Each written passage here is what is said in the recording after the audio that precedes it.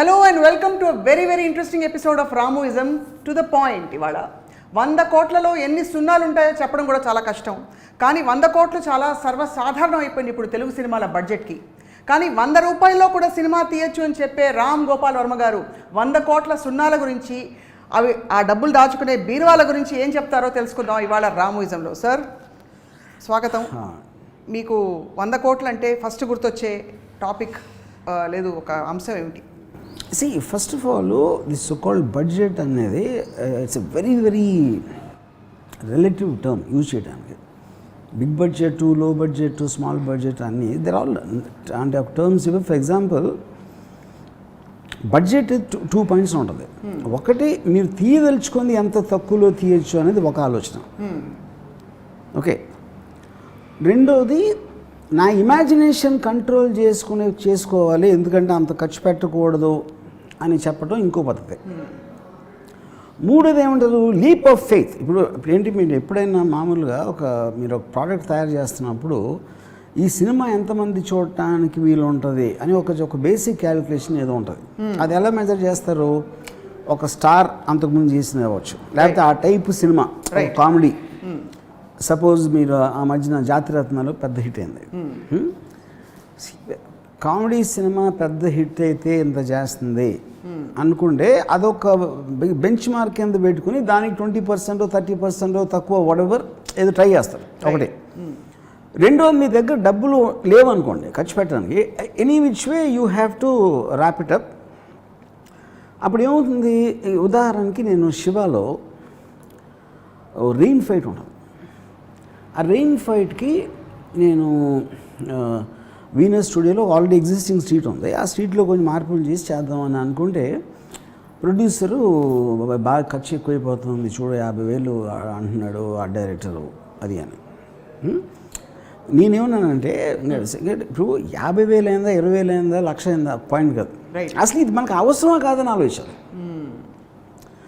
ఏంటి, హీరోని కొట్టడానికి వచ్చారు, హీరో వాళ్ళని కొట్టి పంపించాడు, ఇదే కదా కంటెంట్. మీరు సేమ్ థింగ్ రూమ్లో కూడా తీసి కదా. అవును, రూమ్లో తీసినా మీకు స్టోరీ మారదు. అప్పుడేంటి, నేను డబ్బులు ఖర్చు పెట్టను, ఇంతలోనే తీయాలి అనుకుంటే ఒకటి, కానీ ఇలా తీస్తే ఎఫెక్ట్ ఎక్కువ ఉంటుందా ఆడియన్స్కి అని ఆలోచించడం ఇంకోటి. So these are all variables. Okay. ఇప్పుడు ఫర్ ఎగ్జాంపుల్ రాజమౌళి ఇది ఉందనుకోండి, బాహుబలి. నా బాహుబలి వచ్చిన టైంలో మీరు మ్యాక్సిమం తెలుగు ఇండస్ట్రీకి 75 crore ఎంతో రికవరీ ఉంటుంది పెద్ద హిట్ అయితే. అలాంటి ఎగ్జాంపుల్కి అలాంటి అమౌంట్ అనుకుంటే దే స్పెంట్ హాఫ్, డబల్, 150. ఎందుకు? Which is what is called leap of faith. Right. మీరు మా సినిమా మీద ఇంత ఎక్స్ట్రాడినరీ కాన్ఫిడెన్స్ ఉంది కాబట్టి మనం కనీ విని చూడని ఎక్స్పీరియన్స్ ఇచ్చినప్పుడు ఆటోమేటిక్గా మనకి రికవరీ కూడా అంత ఉంటుంది అని ఒక నమ్మకం, which is called leap of faith. Leap of faith ఎందుకంటారు? నీకు ప్రూవ్ అవ్వలేదు అంతకుముందు, which is what happened in Titanic.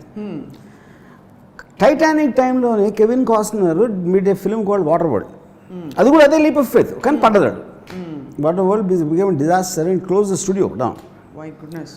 So ఇంకొక ఇంగ్లీష్లో మీకు ఒక ఫ్రేజ్ ఉంది, the higher you jump the harder you fall అని. సో ఇది మైండ్ సెట్. కానీ ఇక్కడ ఏమొస్తుంది మీకు, ఎవరైనా స్టార్ట్ చేసే ముందు బ్రహ్మాండమైన సినిమా తీస్తున్నాను అనుకుంటాడు. అవును. అంతేగాని యావరేజ్ సినిమా తీద్దాంలే అనుకోడు అడుగురు. ఈ బ్రహ్మాండమైన సినిమా అంటే ఏంటి ఉద్దేశం?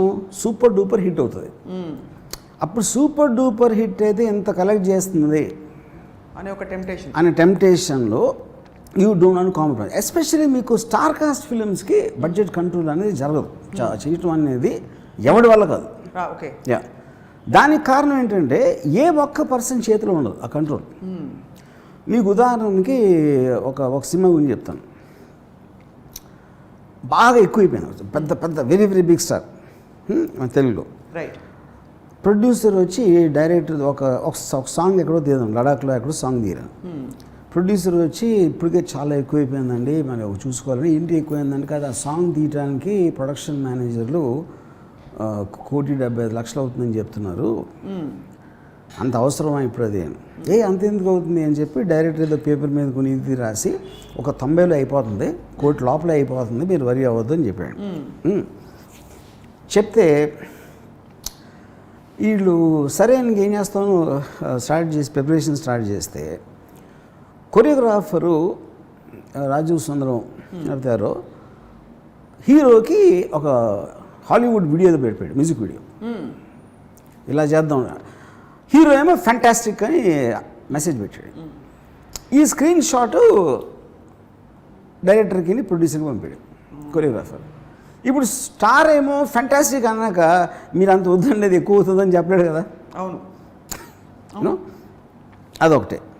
రెండోది ఏమవుతుంది, ఎప్పుడైతే ఫ్యాంటాస్టిక్ అన్నాడో ఈ డైరెక్టర్ ఏం చెప్పాడంటే ప్రొడ్యూసర్కి, సార్ మీరు చాలా ఎక్కువ అనుకుంటున్నారు ఇది ఈ కాస్ట్, కానీ ఇంత గొప్ప సాంగ్ వచ్చిందంటే మనకి రిపీట్ ఆడియన్స్ వస్తారు. అది ఒకసారి చూసేవాడు 2 సార్లు 3 సార్లు చూస్తాడు. సో మనకి 3 రెట్లు రెవెన్యూ వస్తుంది. మీరు అది ఆలోచించట్లా. It's not a bad in thought provided it works. అది తెలియదు కదా మనకి. కరెక్ట్. సో అని చెప్పేసి ఫైనల్గా సరే ఓకే ఇలా చేద్దాం, దానికి 200-300 డాన్సర్లు కావాలి.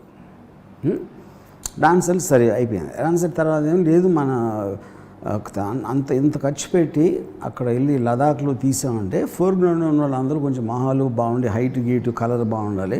బాంబే నుంచి మోడల్స్ తెప్పించాలి అట్లీస్ట్ ఫ్రంట్ పేర్లో నుంచో పెట్టడానికి. వాళ్ళు చాలా ఎక్స్పెన్సివ్, వాళ్ళు మళ్ళీ ఫ్లైట్లో వస్తారు. ఇవన్నీ చేసి తర్వాత నేను బట్టలు కుట్టించడానికి చెన్నైలో కుట్టిస్తామంటే కొరియోగ్రాఫరు హైదరాబాద్లో అయితే 1/3లో అయిపోతుందండి, వాళ్ళకి ఏదో లింక్స్ ఉంటాయి అందుకని వాళ్ళు అడుగుతారు అని ఎవరో చెప్పారు ప్రొడ్యూసర్. సరే మేము హైదరాబాద్లో కుట్టిస్తామంటే కుట్టించండి, మనకి మెజర్మెంట్స్ కాడే రాకపోతే నా పూచి కదా అని. అప్పుడు ఎవరు తీసుకుంటారు డెసిషన్? ప్రొడ్యూసర్ ఏం తెలుస్తుంది? యా. ఇప్పుడు ఏంటి ఐరన్, ఇదంతా స్టార్ కూడా తెలీదు.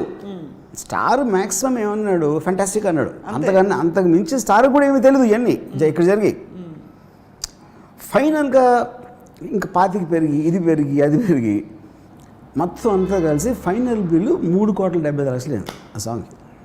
3,70,00,000 అయితే డిస్ట్రిబ్యూటర్స్ ఫస్ట్ ఆ పాట తీశారు. అంటే అంత బ్యాడ్గా ఉంది. కానీ ఇది ఎవరు తప్పన్నా నాకు చెప్పండి, ఎవరిదే కాదు. హోప్లో మీరు ఖర్చు పెట్టారు. డైరెక్టర్ ఏమో రిపీట్ ఆడియన్స్ వస్తుందని నమ్మాడు. తన మాత్రం ఎందుకు తీస్తాడు? పాట బాగాలేదని తనకు తెలుస్తుందా? ఎవరికి తెలియదు అది రిలీజ్ అయ్యే వరకు. యూనో. సో ఇప్పుడు సపోజ్ హీరో దగ్గరికి వెళ్ళి డబ్బులు ఎక్కువైపోతుందని ఒక స్టార్ దగ్గర ఏ ప్రొడ్యూసర్ అనడం. ఎందుకంటే అది ఎలా ఉంటుందంటే నీకని ఈ సినిమా మీద నమ్మకం లేదనిపిస్తుంది. యా, మీరు అసలు వెళ్ళటమే చేతులు కట్టుకుని వెళ్ళారు. మీకు డేట్లు ఇస్తే చాలు మేము రుణపడి ఉంటాం లైఫ్ అంతా అన్న టైప్లో మీరు వెళ్ళినప్పుడు అది ఏ విధంగా అవుతుంది? అదే you know. So I do not blame any of them. Right. ఎందుకంటే వర్కౌట్ అయినప్పుడు, ఇప్పుడు బాహుబలి వర్కౌట్ అయినప్పుడు మనది ఎందుకు అవ్వదు అనేది ఒక అది ఫండమెంటల్ థాట్. ఇప్పుడు నాకు తెలిసిన మొత్తం ఇండియాలో only person who understands this is Aamir Khan. Budget ఎందుకంటే ఆమిర్ ఖాను తన స్టార్డమ్ ఒక కాంపోనెంట్, తర్వాత సినిమాకి ఎంతకాలం అంతే ఖర్చు పెడతాడు. ఇప్పుడు గజనీ సినిమా అంత సూపర్ డూపర్ హిట్ అయ్యాక next cinema Taare Zameen pay ఏదో క్లాస్ రూమ్లు చిన్న చిన్న ఇళ్ళు దాంట్లో తీసాడు. ఆమిర్ ఖాన్ ఉన్నట్టు సినిమాలో that is additional question. Right. అప్పుడు మీకు రియలిజం ఉంటుంది.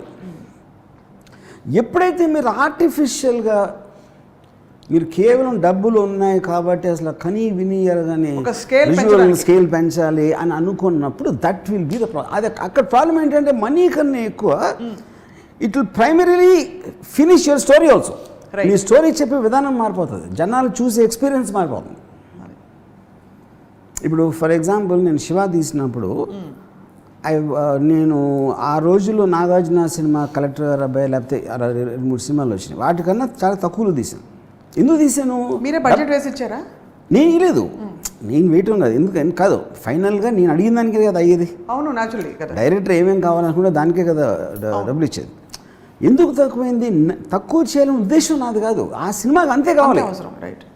కాస్ట్ కంట్రోల్ చేయాలి, తక్కువ బడ్జెట్లో తీయాలని నేను ఎప్పుడు అనుకున్నాను. అసలు what is needed for that? ఒక జిడ్డు ఓడుతున్న ఇరానీ కాఫీలు, ఎక్కడో కుక్కట్పల్లిలో, ఎక్కడో భవానీ ఇల్లు ఏమో ఎక్కడో పెంచిన ఉడిపోయి, అంటే అది అట్మాస్ఫియర్కి ఇట్ విల్ అంటే అలాంటి క్యారెక్టర్ ఎలాంటి షాట్ ఉంటాడు అనేది సబ్ కాన్షియస్గా మీకు రియలిజం తేటానికి హెల్ప్ అవుతుంది. అవును.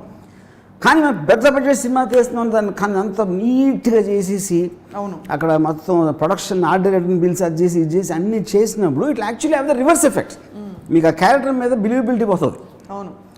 అది ఆడియన్స్ సబ్ కాన్షియస్గా రియలైజ్ అవ్వచ్చు అవ్వకపోవచ్చు, అది వేరే విషయం. But it have an effect. It will have an effect adversely both ways. But adversely, actually it will spoil it. Yeah, it will spoil it. Yeah. రెండోది it will spoil it.